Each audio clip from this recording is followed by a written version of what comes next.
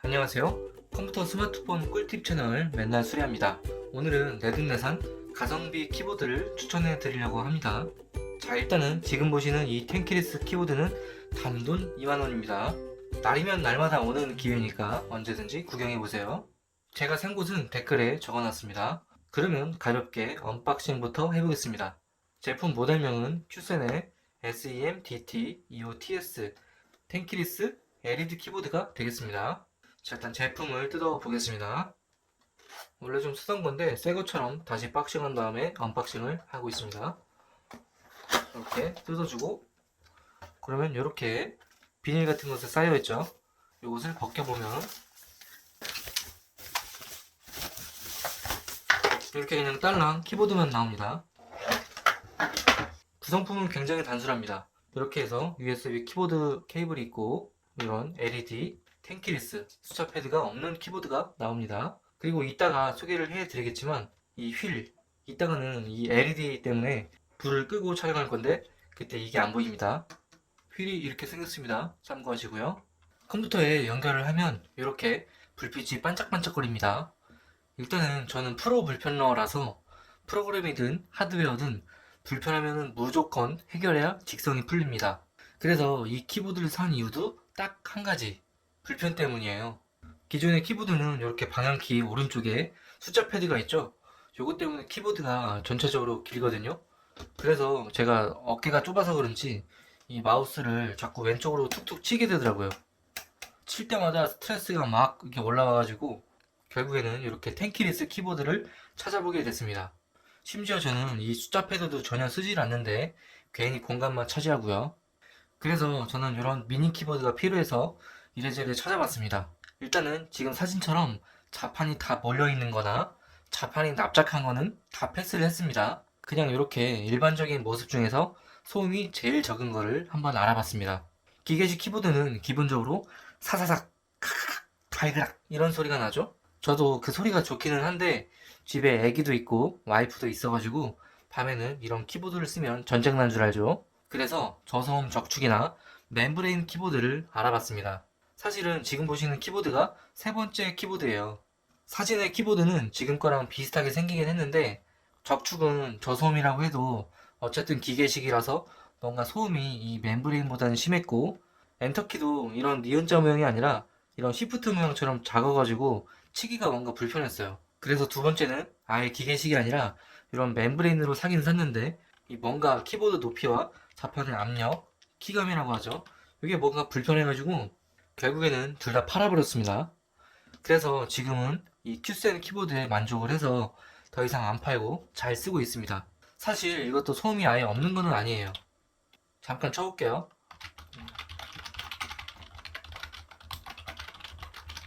이렇게 소리가 안 나는 건 아니죠?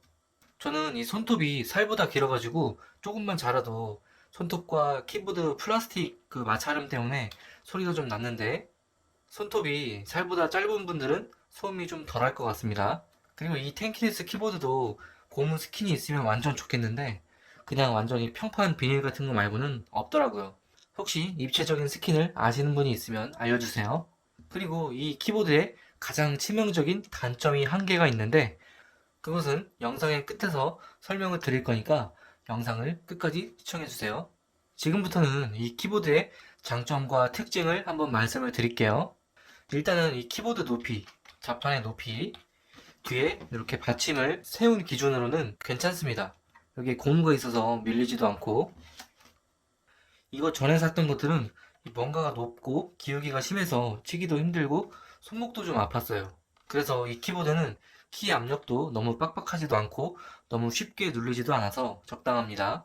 이제 상품 페이지를 보면서 특징이나 기능을 설명을 드릴게요. 일단 큐센의 SEM-DT25TS 텐키리스 키보드입니다. 키보드 오른쪽 위에 보면 이런 휠이 있는데 밝기랑 볼륨을 조절할 수 있습니다. 여기 보시면 좀 어두워서 그런데 휠이 있거든요. 하지만 볼륨 조절은 여기에 3개의 버튼이 훨씬 편합니다. 순서대로 볼륨 업, 다운, 음소거입니다.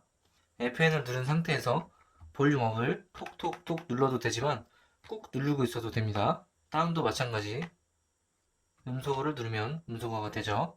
밝기도 이쪽의 휠보다는 차라리 펑션 키와 페이지 다운이 훨씬 편합니다. 이렇게 불빛이 점점 약해지다가 꺼지죠. 한 번 더 눌러주면 최대 밝기가 되면서 한 사이클이 돌아갑니다. 그래서 이쪽에 이 휠은 좀 애매합니다. 아무튼 이 불빛을 아예 끄고 싶다면 이렇게 밝기를 조절해서 끄는 것보다 아예 펑션 키와 숫자 9번을 눌러주세요. 하지만 한번 끄면 다시는 안 켜지는 건 아니고요. 펑션 키를 누른 상태에서 1번이나 이 숫자 8번 중에 아무거나 누르면 켜집니다. 이 숫자는 뭐냐? LED 모드예요. 하나씩 설명을 드릴게요. 자, 펑션 키와 숫자 1번은 물결 라이팅이라고 해서 이렇게 무지개 색깔이 물결 치듯이 싹 움직이죠.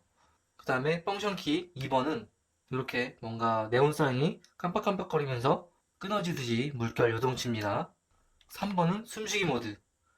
이렇게 불빛이 켜졌다가 꺼졌다가 켜졌다가 마치 숨을 쉬듯이 색깔이 변합니다. 숫자 4번은 이렇게 색깔이 우에서 좌측으로 막 이렇게 바뀌죠. 너무 정신없습니다, 이거. 자, 5번은 누를 때마다 색깔이 변합니다.